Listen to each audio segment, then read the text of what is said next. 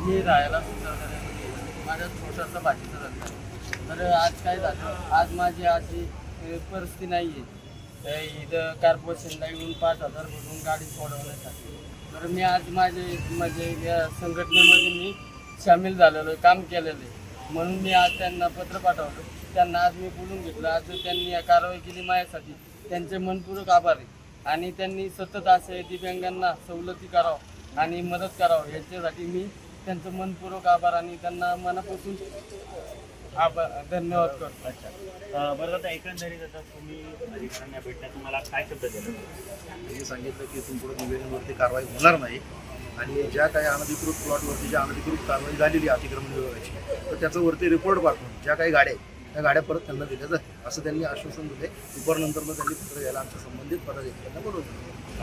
एकंदरीत किती व्यक्तींवर म्हणजे किती गाड्यांवरती ही कारवाई करण्यात आली?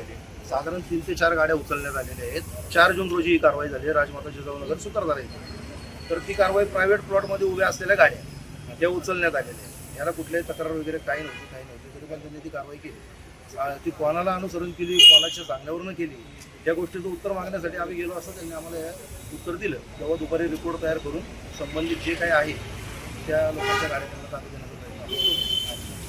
बरं, मगाशी तुम्ही म्हणले की बाकीच्या भागात इथे अनधिकृत कारवाई आहे, मग तिथे यांचा हातोडा काही चालला नाही, त्या बाबतीत काय नाही?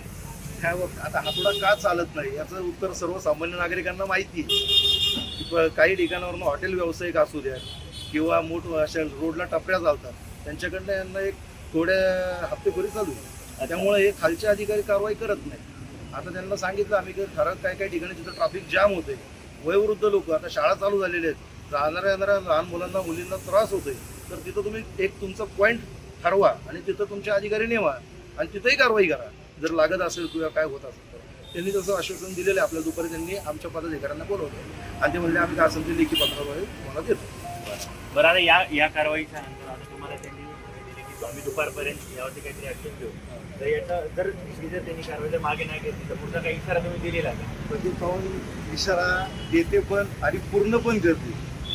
संबंधित जो अधिकारी त्यांनी जर कारवाई जर इथून पुढे केली नाही आणि जर असं दिव्यांगांवरती वारंवार जर झालं तर आम्ही त्याच्या तोंडाला घालत असतो.